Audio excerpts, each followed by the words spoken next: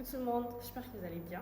Moi c'est Fatou Daniel, d'accord? C'est la première fois que tu passes par la chaîne, on parle de développement personnel et on aborde pas mal de thématiques qui touchent le quotidien. Aujourd'hui on va parler des personnes à qui il ne faut jamais, je dis bien jamais, écoutez bien, jamais prêter son argent. Numéro 1, la famille. La famille. Go, prête-moi d'abord un petit 200 € là, ça c'est une tente. Go, prête-moi d'abord un petit 200 € là, je te rembourse d'ici la semaine prochaine. Faut donner. Donne tes 200 €. C'est-à-dire que, avec la famille, quand quelqu'un vient te dire prête-moi, si tu sais que l'argent que tu as là, c'est pour un projet, c'est pour faire quelque chose, tu as déjà ton programme sur cet argent, faut pas donner. Ne donne pas. Mieux tu gardes ton argent tranquillement. Parce qu'elle va te dire qu'elle va te donner ça la semaine prochaine, en fin de semaine prochaine, dans 2 semaines ou bien le mois prochain. Tu as déjà fait tes calculs dans l'argent là. Ton argent, tu as prévu faire quelque chose avec. Tu prends, tu lui remets. Ça ne va plus jamais revenir. Si tu vois clair dedans, tu m'enlèves le nom. Ça ne va plus jamais revenir. Quand tu vas maintenant appeler pour dire oh mais tantine, mes 200 € là, à quel niveau? Tu m'as dit que tu devais me rendre ça à la fin du mois et tout et tout. Tu vas écouter tout ce qu'on va te dire. Oh non, moi je suis ta mère. Tu veux pas de quoi? Donc ça coûte 200 € que tu m'harcèles. C'est déjà parti au niveau de harcèlement. C'est déjà arrivé au niveau de harcèlement. Les gens qu'on appelle la famille là, quand ils viennent te demander un prêt, donne si tu sais que. En fait, quand tu donnes là, dis-toi dans ta tête que c'est un don. Même si elle te dit genre prête-moi et tout et tout. Oh prête-moi, je vais te remettre après et tout le reste. Suppose, bon pas suppose, mais dans ta tête. Dans ton cerveau là, dis-toi que c'est un don. Donc dis-toi que voilà, j'ai donné 200 € à X, j'ai donné 200 € à Y. Mais ne te dis pas que c'est un prêt parce que ça ne va jamais revenir. Le jour où l'heure, le moment sera arrivé pour qu'on te restitue ton dû. Quand tu vas aller demander, tu vas écouter tout le langage qu'on va te sortir. Tu vas dire, te voilà maintenant dans les problèmes. En temps, tu avais déjà prévu de faire quelque chose avec cet argent. La famille.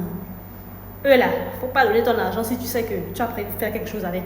Quand quelqu'un te dit prête-moi dans la famille, un frère ou une soeur ou ta mère ou ton père, donne si tu sais que là, ça ne te pénalise en rien. C'est pas genre l'argent que tu as prévu pour faire quelque chose avec. En fait, tu peux prendre, tu donnes tranquillement. Dans ta tête, tu te dis que c'est un don. Si elle ramène aussi haut, tant mieux.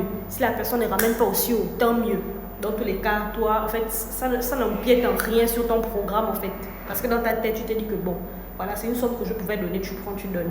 Mais si tu te mets dans la tête comment te rembourser l'argent, on ne va jamais te rembourser ça. On ne va jamais te rembourser ça. Donc si tu es malin, si tu es intelligent, mieux tu ne donnes pas si tu as un projet à faire avec cet argent. Ensuite, la deuxième catégorie de personnes à qui il ne faut jamais donner son argent. Les amis. C'est-à-dire que c'est pas nécessairement un ami, ça peut être juste une connaissance. Mais en fait, le genre de personne qui, à chaque fois, la personne a toujours un problème. À chaque fois, la personne a toujours un problème. C'est-à-dire que, quel qu'on soit alpha appartenant à elle, la personne est tout le temps en train de demander oh non, tu peux me prêter un petit 20 000 francs là. Oh non, tu peux m'avoir un 10 000 francs. Oh, tu peux m'avoir un 15 €. Tu peux m'avoir toujours en train de prêter quelque chose. Oh non, je te remets ça dans 2 jours. Oh non, dans 3 jours, je te remets tes 30 €. Ce genre de personne là aussi. C'est-à-dire que la personne a toujours un problème. C'est pas nécessairement ton ami, ça peut être juste une connaissance, un collègue de travail et tout le reste. Mais ce genre de personnes là, il faut s'en méfier. Oui, il faut s'en méfier. Il faut s'en méfier. Parce que le jour où toi, tu vas maintenant venir demander ton argent, ta personne va se voir tous les problèmes. Oh non, voilà, j'ai tel souci. Comme tu me vois là, c'est comme ceci. Comme tu me vois là, c'est comme cela. La personne va te sortir tout son palmarès de problèmes. C'est quoi? Je t'ai dit que tu travailles au service social. Qu'est-ce qu'il y a? On s'est entendu pour qu'à telle date, tu restitues mon dû. Maintenant, qu'est-ce qui se passe? Là, t'es arrivé. Pourquoi tu veux me mettre dans, je ne sais pas. Tu me fais monter, je monte, je descends, je pars à gauche, je pars à droite. Tout ça colle mon propre argent. Ça, c'est le genre de personne. Analyse. Si tu sens que c'est cette catégorie de personnes-là, tu ne donnes pas ton gain. Tu ne donnes pas ton argent. Parce qu'il y a de fortes chances que tu finisses par récupérer ton argent par force. Et après, ça termine en dehors de si. C'est-à-dire que même pour se dire bonjour après par la suite, vous n'arrivez même plus à vous dire bonjour tellement ça s'est mal terminé entre vous parce que tu voulais récupérer ton argent. Et si moi, il y avait quelque chose dont j'ai horreur, s'il y a bien quelque chose dont j'ai horreur, c'est de courir derrière quelqu'un pour récupérer quelque chose qui m'appartient. Parce qu'en fait, les gens sont tellement malhonnêtes en fait. Les gens sont tellement malhonnêtes. Et je me dinguerie, c'est pas possible en fait. Donc, toi, tu es venu me voir, tu avais tes problèmes. J'ai sorti mon argent de ma poche, je t'ai donné pour régler tes problèmes. J'ai été sensible à ta situation, j'ai voulu t'aider. Maintenant, au moment où il faut me restituer ça, c'est maintenant moi qui dois courir derrière toi. C'est moi qui dois courir derrière toi. Si on s'est entendu pour que le 4, tu apportes mon argent, le 4 arrive, rien, je me dis, bon, il a peut-être un problème, ou bien elle a peut-être un souci. Tu laisses passer le 4. Le 5 arrive, tu attends. Tu te dis que la personne va t'appeler, rien, la personne ne t'appelle pas. Tu laisses passer le 5. Tu attends le 6, le 7, le 8, le 9. Dès que le 10, tu te dis que mais attends quand même un moment donné. Depuis le 4 jusqu'au 10, combien de jours se sont écoulés? Toi, tu étais censé m'emmener mon argent. Je suis... Même un petit coup de fil, même un message, un texto que oh non, voilà, excuse-moi, c'est vrai que la date est arrivée, mais là, voilà, j'ai eu telle ou telle situation. Rien. Rien. Dans ces histoires de prêt d'argent là, quand tu viens aider quelqu'un, tu prends ton argent, tu donnes à la personne pour régler sa situation et tout le reste. En fait, le problème n'est pas tant le fait que la date soit arrivée et que toi, tu ne restitues pas l'argent de l'autre qui fait mal en fait. Ce qui fait le plus mal, c'est le comportement, la manière dont la personne se comporte vis-à-vis de toi. Parce que logiquement, en fait, restons logiques, d'accord? Il faut rester pragmatique et logique. C'est toi qui as pris l'argent d'autrui. Vous vous êtes entendu pour telle date. La date est arrivée. De toi à moi, qui doit prendre son téléphone pour appeler l'autre? Qui doit... Non mais attendez, s'il vous plaît, dites-moi un tout petit peu. Qui doit prendre son téléphone pour appeler d'autres? C'est moi qui t'ai donné mon argent, ou bien c'est toi qui es venu prendre mon argent, qui sait qu'aujourd'hui c'est le 4, je dois restituer l'argent de Fatou Daniel. À un moment donné, quand même, restons logiques en fait. C'est à toi de me contacter. C'est à toi de me contacter. Si tu es une personne normale dans ta tête, tu prends ton téléphone, tu m'appelles, ou bien tu me textes, que bah écoute, voilà, la date est arrivée, j'ai eu tel ou tel souci, est-ce que tu peux me patienter jusqu'à telle date, m'accorder encore jusqu'à telle date, s'il te plaît. C'est comme ça qu'on fait les choses. C'est comme ça qu'on fait les choses. Là, au moins, la personne peut t'accorder encore un peu de crédibilité. Mais quand la date arrive, c'est-à-dire que tu disparais même. Tu deviens même indisponible. C'est-à-dire que le correspondant devient indisponible. On t'appelle, on tombe sur le répondeur. Quelle malhonnête était. Quelle malhonnête était. Genre en mode, tu te caches déjà. Tu te caches. Tu te caches. Donc tu penses que quand tu avais pour moi l'argent, moi je n'avais pas des choses à faire avec en fait. Je n'avais pas des choses à faire avec. Ce genre de personnes-là, tu ne donnes pas.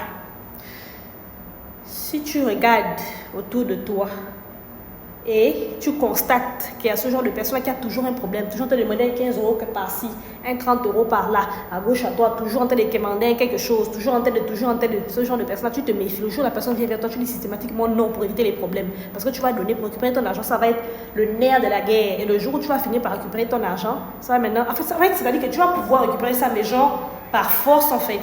Par force. Et là, c'est plus intéressant. C'est vraiment plus intéressant parce que lorsque je t'avais donné ça, franchement, c'était pas en mode, voilà, tu m'as forcé quoi que ce soit. Non, sans problème, sans aucun souci. J'ai pris mon gain, je t'ai remis. Maintenant, au moins, il faut récupérer. Pourquoi c'est maintenant une affaire de force? Ça n'a plus de sens. À un moment donné, il faut bien faire les choses. Donc, ce genre de personnes-là, tu ne donnes pas ton argent.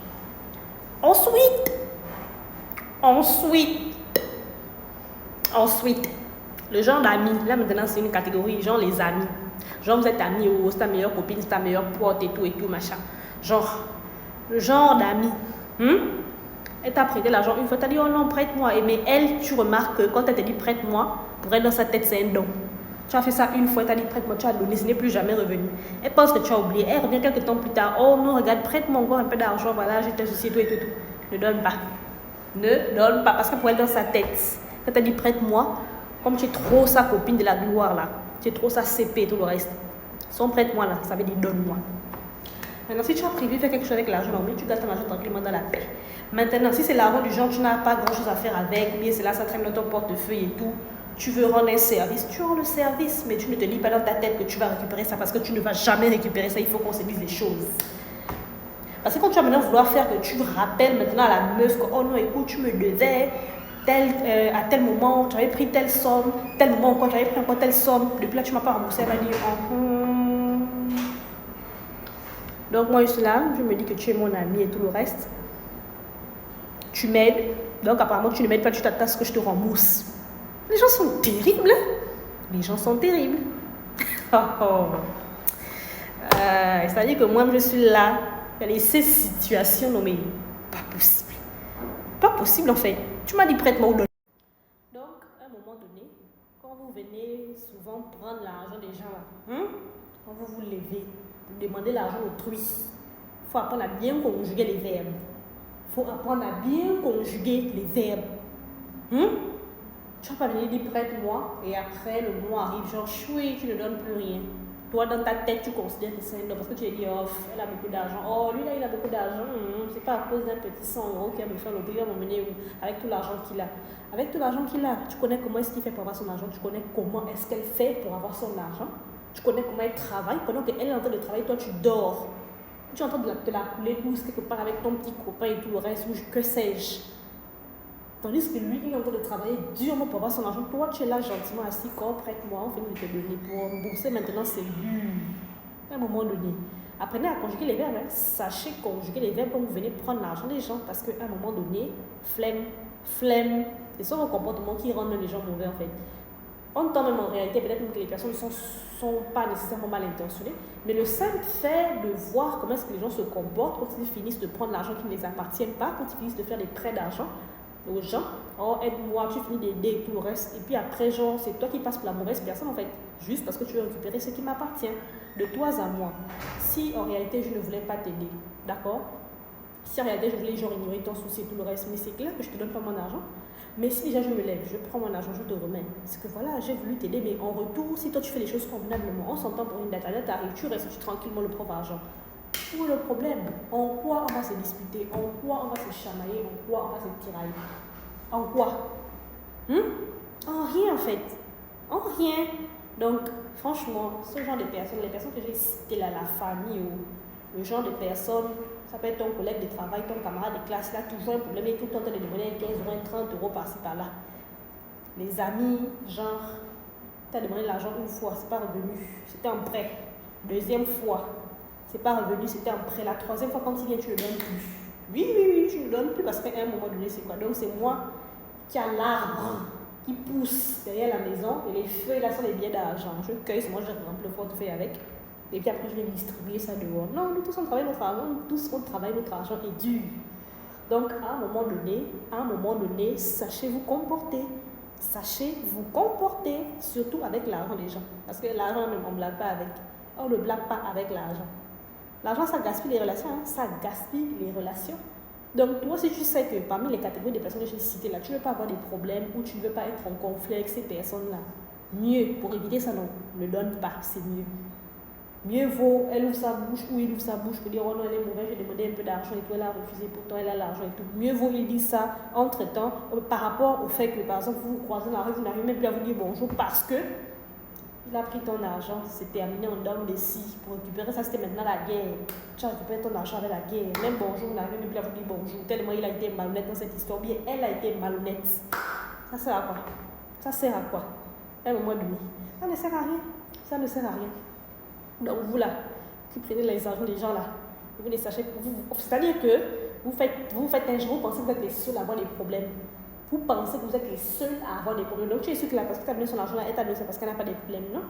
Si elle peut-être a plus d'argent que toi, il y a différents facteurs qui peuvent rentrer en compte. Il se peut qu'elle travaille plus que toi ou qu'il travaille plus que toi. Il se peut qu'elle ou il a plus de compétences que toi. Il se peut qu'elle ou il gère mieux son argent que toi.